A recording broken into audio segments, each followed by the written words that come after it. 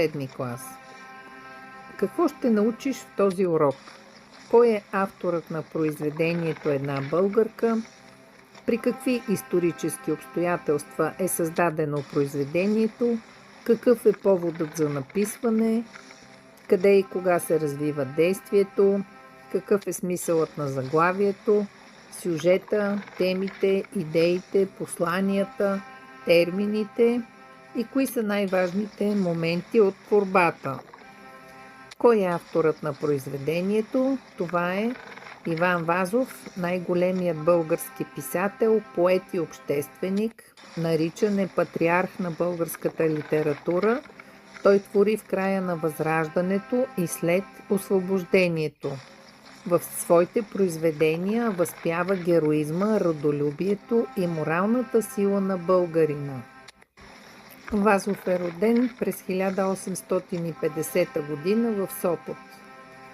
Повод за написването на произведението е реален човек. По реален исторически повод е написано. Разказът е вдъхновен от участието на българите в Априлското въстание от 1876 година. Прототип на героинята баба Илица е реална жена от Врачанския край. Тя помага на ранен бунтовник въпреки опасността за нейния живот. Кога е създадена творбата и историческото време? Разказът "Една българка" е написан през 1899 година.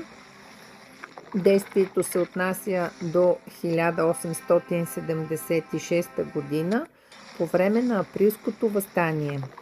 Това е период на османско владичество, жестоки репресии срещу българското население, борба за свобода и национално освобождение. Произведението е пряко свързано с историческите събития около потушаването на въстанието. Място и време на действието. Мястото на действието е село Челопек, река Искър, Черепишкия манастир.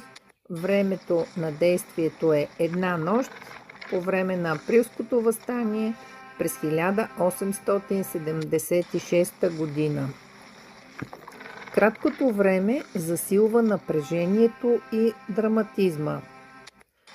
Заглавието и неговият смисъл.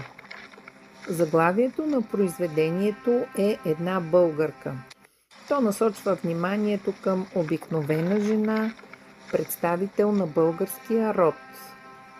Смисълът на заглавието е героизмът не е само в оръжието, а в човешката смелост, милосърдие и саможертва.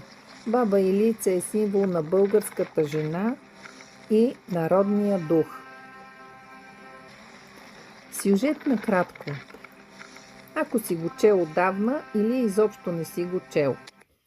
Баба Илица търси помощ за болното си внуче.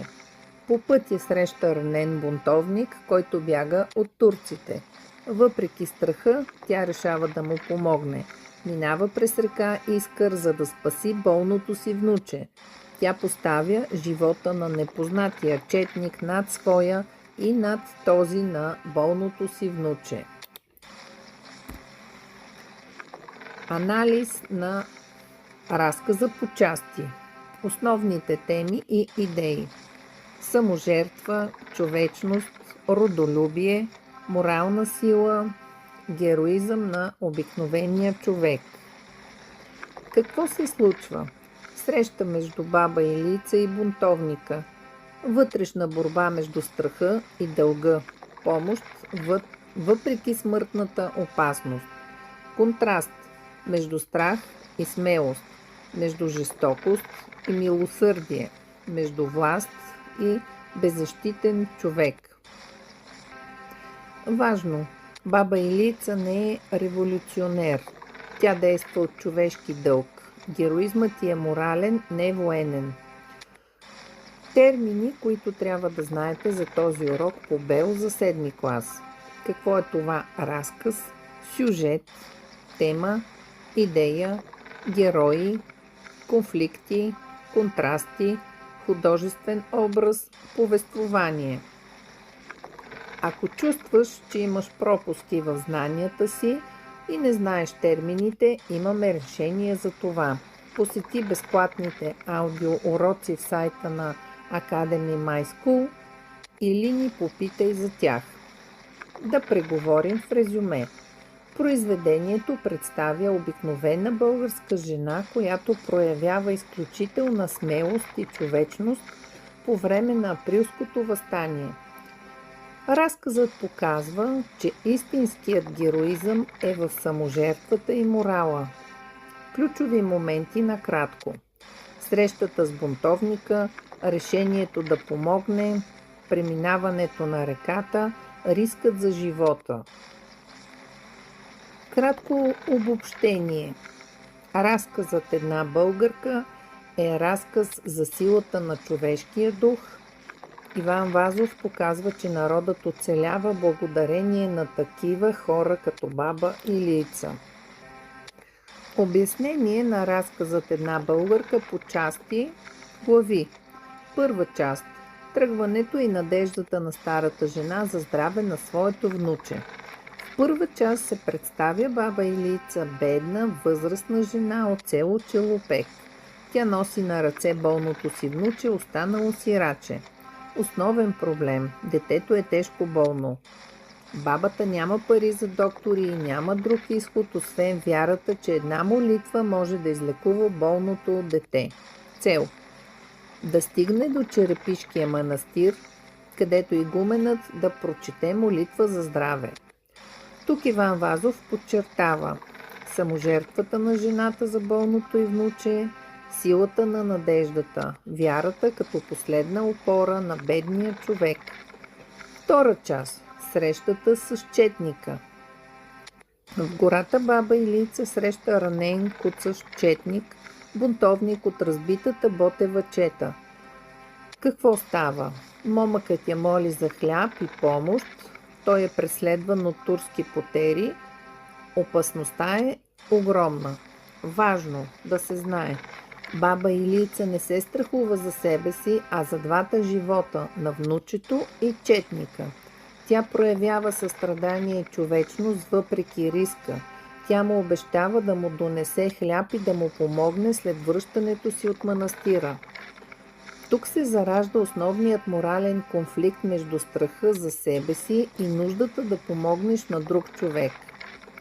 Трета част. Преходът през Искъра и манастира. Баба Илийца тръгва към манастира. В манастира игуменът го няма. Калугерът отец Евтимий чете молитвата набързо и без истинска вяра. Контраст. Духовната институция е бездушна. Обикновената селска жена има по-дълбока вяра от монасите. Баба Илийца получава хляб, но отказва да пренощува, защото мисли за четника. Четвърта част. Борбата с реката. Кулминация. На връщане ладиарът го няма. Ладията е заключена с верига за забит кол.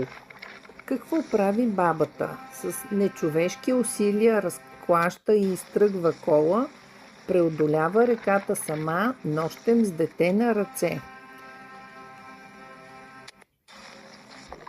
Тя с огромни усилия преминава при дошлия Искър с ладията, символ на опасност и изпитание. Това е кулминацията на разказа. Физическа борба, духовна сила, саможертва.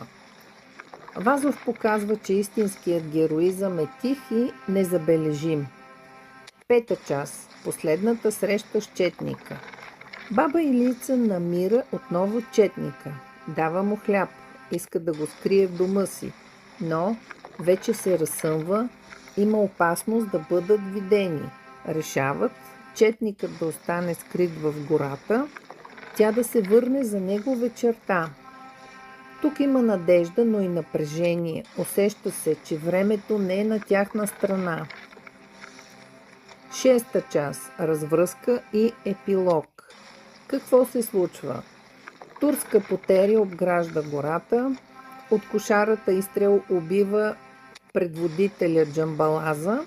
Четникът е намерен мъртъв след самоубийство. Резултат: баба Илица не успява да го спаси, доброто й остава недовършено. Епилог: внучето оздравява, баба Илица вярва, че това не е от молитвата, а от желанието й да направи добро. Основна идея: Бог вижда не само делата, но и намеренията на човека. Основни теми и идеи: човечност и състрадание, саможертва, вяра, тих героизъм на обикновен човек, моралното превъзходство на малкия човек.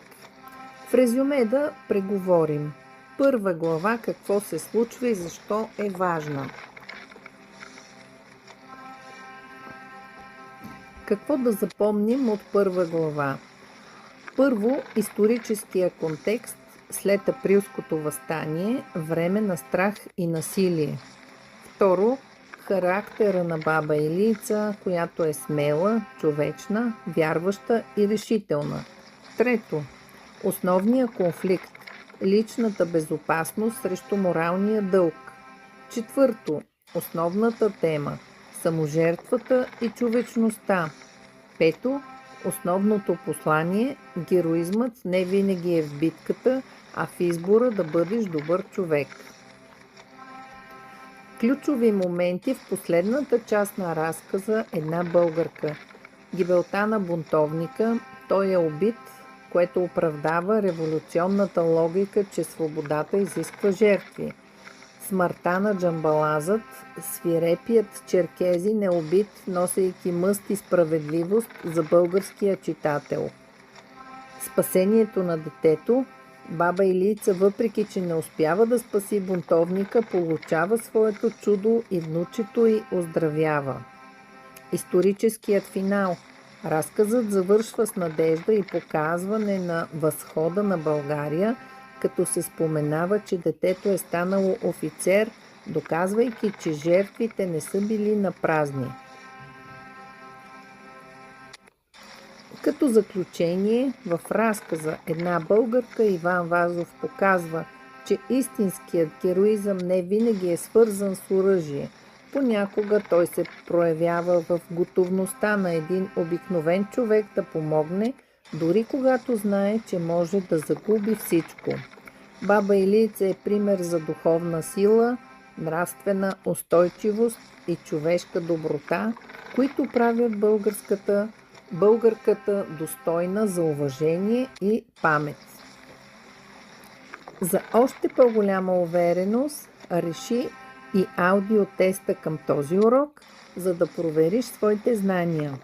Изтегли и PDF с обобщение и въпроси за подготовка за НВО. Ти учиш с Academy My School и ще се радваме да ни се довериш отново.